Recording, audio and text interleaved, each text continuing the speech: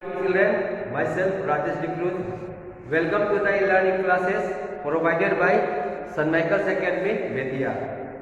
Children, we are having Civics Standard 7, Chapter 3. Lesson we are talking about the state governments. And already we have two videos, part 1 and part 2. This is part 3. Earlier we have talked about the governor qualifications and the powers. In powers we will see now executive powers. Executive powers. Governor has a power to appoint the ministers. Governor has the power to appoint the chief minister, who is the leader of the majority party. He also appoints the council of ministers with the advice of the chief minister. The governor also appoints the advocate councils and the chairman and the member of the State Public Service Commission. He is consulted by the president. The governor has the power to nominate one member of the Anglo-Indian community to the respective assembly of his states. The governor can nominate persons having special knowledge or practical experience in a field such as literature, science, arts, social service and legislative councils. Now see about the legislative power. The governor has power to summon and prorogue the sessions of the state legislature. He or she can dissolve the state legislature if they are not working according to the constitution. On certain occasions, when the state legislature is not in session, the governor can issue orders called ordinance. The first session after the elections and the first session every year begins with the introduction of the governor.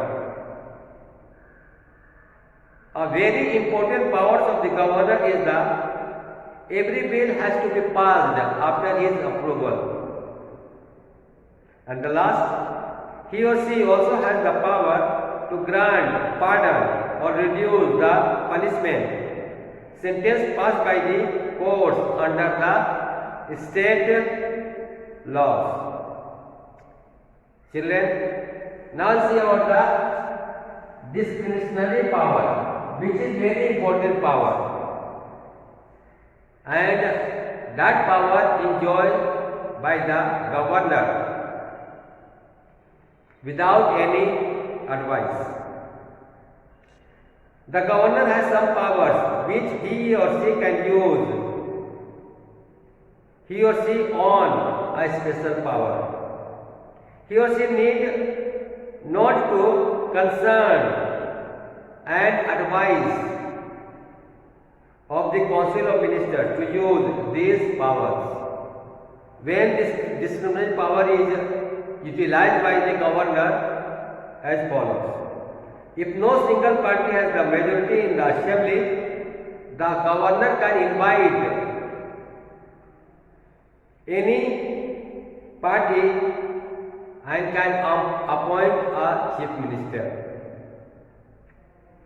Second, the governor can use his discretionary power to reserve any bill for the consideration of the president.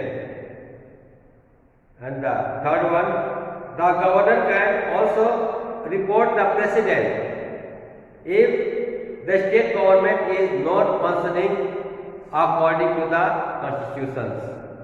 And president can insist and proclaim emergency in the states. Now we'll see about Council of Ministers. Council of Ministers. The administration in the state is actually carried out by the Council of Ministers, headed by the Chief Minister. As mentioned, the Chief Minister is appointed by the Governor, while the other ministers are appointed by the Governor with the help of the Chief Minister. Now we'll see about the power of the Chief Ministers. Power of the Chief Minister. The Chief Minister is the head of the Council of Ministers and enjoys the special power, because all the power lies in the hands of the Chief Minister. He or she is the leader of the majority party and he is the leader of the Legislative Assembly. The Chief Minister has the power to select other ministers. Ministers hold offices at the pleasure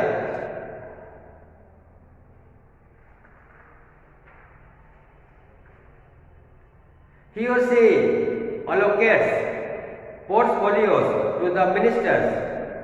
He or she can also transfer a minister from one minister to the another. We are talking about the power of the Chief Minister. That means a minister is given a responsibility of any portfolio, he can be transferred from one to the another. He or she is the chairman of the cabinet. He or she summons its meetings and presides over them. The work of the different department is coordinated by the Chief Ministers. Although Council of Ministers has got the portfolio, they have got certain responsibility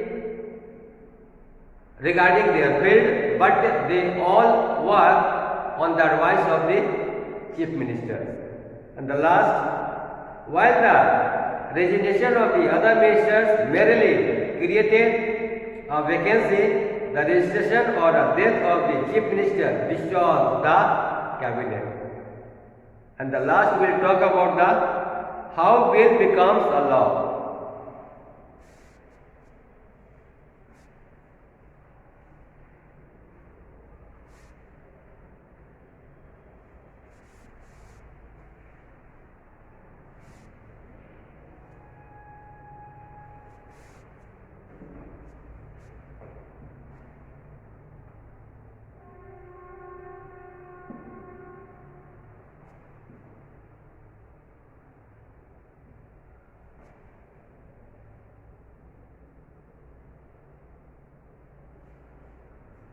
How bill becomes a law.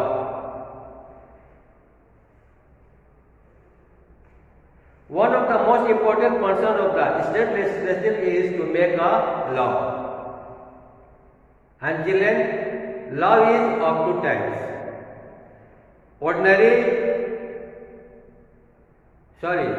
Law is also called bill.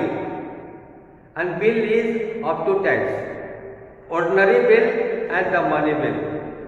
All the matters which not related to the money is called ordinary bill, while the matter that relates to the money is called money bill.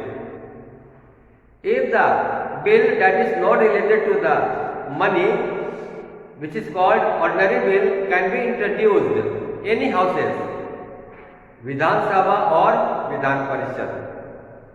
But the matter that relates to the money, that is called money bill, and the money bill can be introduced in the only Vidhan Sabha, the lower house, which earlier we have taught the Vidhan Sabha is known as a lower house, but it is a very powerful house.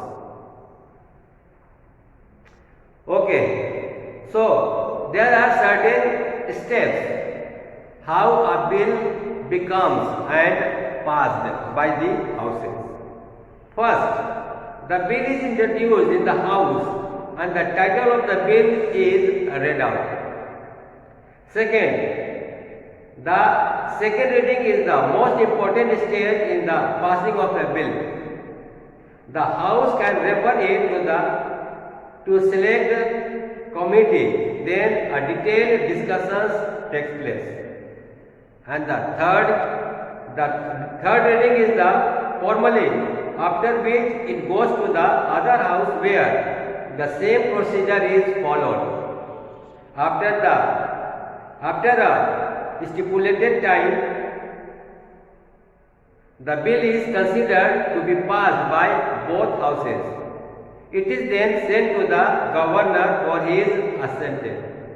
And at last, when the governor makes his assignment, governor makes his signature, that bill is passed by the government and it becomes effective. So children, these are the works and the function of the state governments. Please go through the lessons once more and try to do some of the objectives so that when you are asked certain questions, you can do it. Again, we will meet in the next video with the question answers. Children, if you like my videos, please like it, share it and subscribe it. Thank you. Bye bye.